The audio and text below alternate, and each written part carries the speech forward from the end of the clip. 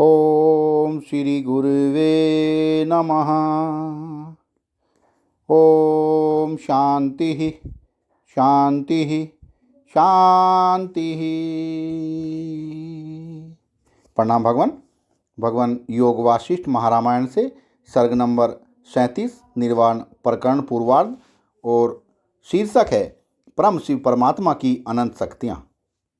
सत्संग लेते हैं। भगवान श्री महादेव जी ने कहा, महर्षि, उस समस्त जगत सत्ता स्वरूप मणि की पिटारी परम चेतन सर्वेश्वर परमात्मा में उनकी शक्तियाँ प्रत्यक्ष आविर्भूत होती रहती हैं। उनमें से परमात्मा की एक शक्ति महाआकाश रूप दर्पण के अंदर अपनी सत्ता के प्रतिबिंब के सदृश कल्प निमेष नामक निर्मल कलात्मक शरीर धारण करती है। जैसे घर में दीपक के रहने पर घर भर की क्रियाएं प्रकाशित हो जाती हैं, वैसे ही साक्षी रूप उस प्रकाशात्मक सत्य स्वरूप चेतन तत्व के रहने पर ही जगत रूप चित्त की परंपराएं प्रकाशित होती हैं। श्री वशिष्ठ जी ने पूछा, जगत के स्वामिन, इन सदाशिव की कौन सी शक्तियां हैं? वे किस तरह से रहती हैं? उनकी साक्षिता का क्या स्वरूप है? उनका व्यवहार क्या है और वे कितनी हैं? श्री महादेव जी ने कहा, उत्तम व्रत का पालन करने वाले सौम्य उस निराकार सर्वात्मक अप्रमेय परम शांत सच्चिदानंद घन सदाशिव परमात्मा की इच्छा शक्ति, व्योम सत्ता, काल सत्ता तथा नियति सत्ता और महासत्ता, ये 5 सत्तात्मक शक्तियां हैं। तात्पर्य यह है कि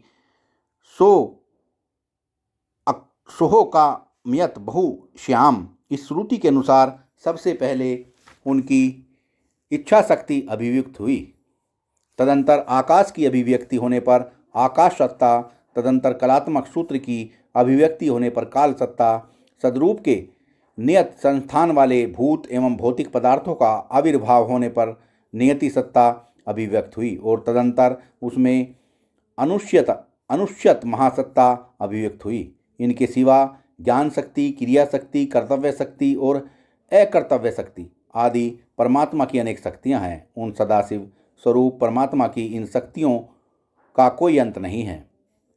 वशिष्ठ जी ने पूछा, देव, ये उपयुक्त शक्तियां हुई किस निमित्त से? इनमें बहुत कैसे आया?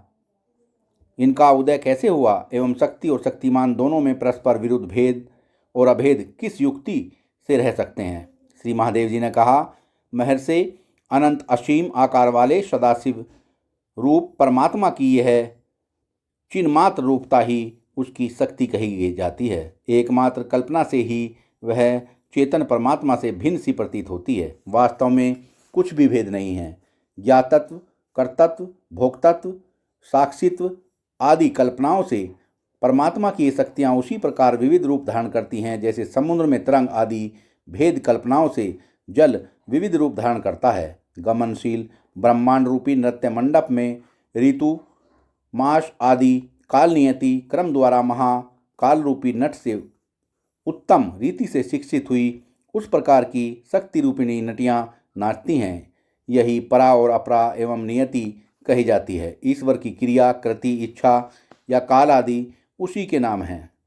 तरण से लेकर ब्रह्म पर्यंत जितने चर अचर जीव हैं उनको मर्यादा में रखने वाली नियति कही जाती है। महर्षि, नाट्य शास्त्र में प्रसिद्ध स्वेद, स्तंभ, रोमांच आदि विकारों से व्याप्त चिरकाल से प्रवृत्त हुई इस संसार नामक नाटक में नाट्यों में सारभूत नियति नटी के विलास में अधिपति होकर देखने वाला सदा उदित स्वभाव यह परमेश्वर आदित्य होकर ही स्थित है। वह परमार्थतः उस नटी और नाट्य से भिन्न है।